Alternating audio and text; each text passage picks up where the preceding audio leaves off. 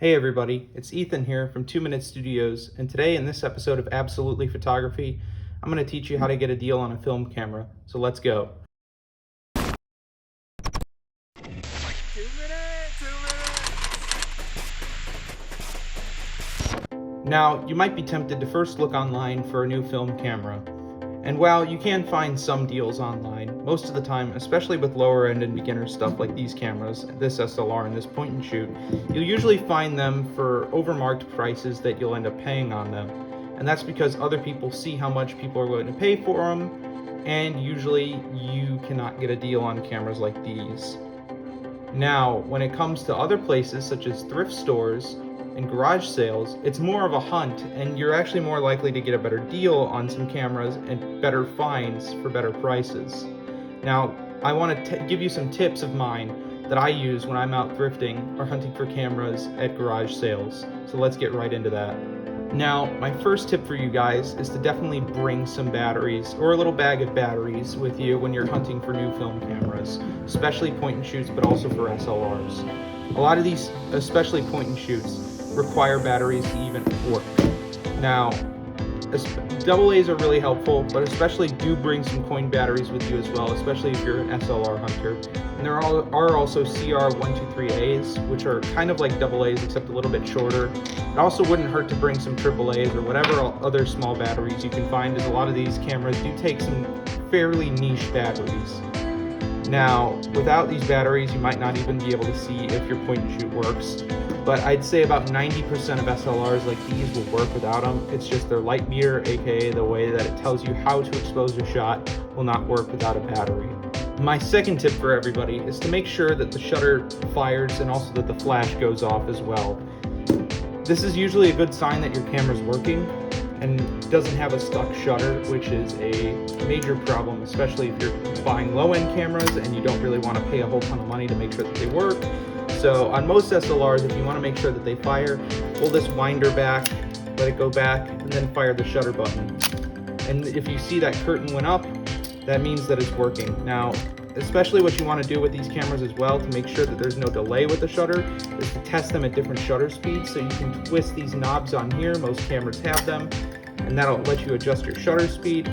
Pull the thing back on there and then fire away, and if you can see, the mirror still went up and down even at a low shutter speed, so that means that your camera is in fact working well.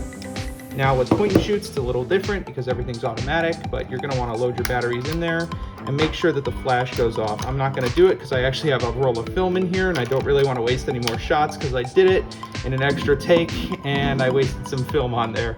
So let's go to our third step here. Now, my third piece of advice is to check the light seals on your camera. This makes sure that your camera is actually not going to light leak. And what that means is that when your camera light leaks, it means that a tiny bit of light is going into the back of your camera, exposing your film and causing these little flares on there. I can post some examples in the video as well. But these light seals are like these little black spongy parts on the camera. And how you want to test them is you want to get something kind of like pointy. I'm using a graphite pencil, or like one of these little lead pencils. This is kind of an unorthodox way of doing it, but you kind of just press in and make sure that it's not like, you want to make sure that it's like spongy. You want to make sure that it's not sticky. You want to make sure that it's spongy. And that way that'll show you that your light seals are working. It's the same thing with the point and shoot as well. They both work in the same way on light seals. There's not really any different type of light seal, but if you do have some light leaking issues, you can always go and buy more light sealing foam, or a lot of different places will actually seal it for you. Now, my fourth tip for everybody is to check your lens for fungus. Now, you might be wondering, fungus? How? Well, moisture can get into lenses like this and actually cause fungus to grow on the inside of the glass, which can severely affect how sharp and how clear your images are. So in order to check for fungus, what you want to do is you want to open up your lens as much as you can. So you're going to want to make sure that it's the lowest f-stop on your lens, and then shine a light right through it and make sure that you don't see any kind of like clear growing stuff on it. It's kind of the same with point and shoots as well. You don't have to completely take off the lens to look for fungus, but it really does help, especially on SLRs. And this is also something you want to do if you're looking at buying a new lens. But it's also helpful if the camera you're buying does have a lens on it, and you want to make sure that you want to use your lens so that way you don't get completely, like you're not wasting your money. And finally, my last piece of advice is to just check for cosmetic issues and make sure that everything on the inside of the camera is working. So just make sure you pop open the back 100%. Make sure that when you wind the camera, it winds like correctly. Make sure that everything is kind of like moving the way it should.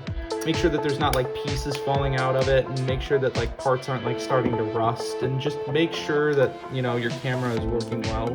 I'd love to pop the back on this thing, but if you can see, yeah, I mentioned this a few times before, but it's loaded and I still have not completed this roll yet, and I still want to. I'm just one of those people that doesn't shoot a whole roll in a day just because I want to save money. I'm one of those kind of people. I mean, I'm teaching you how to thrift for cameras, so I mean, if that tells you anything. But I mean, it really is a crapshoot when it comes to looking for new cameras, and you never know what you're going to find at a certain thrift shop. You might even be able to negotiate prices. Most of the time you won't, but I mean, you might see a good price on a camera and buy it, and you might just get an absolute steal. It's a crapshoot when you're looking for a new camera. So I hope that you find your dream camera just sitting in a thrift store for $2, and I hope that you have some seriously good luck when it comes to thrifting for these things. My name's Ethan, this is Absolutely Photography, and I'll see you on the next episode.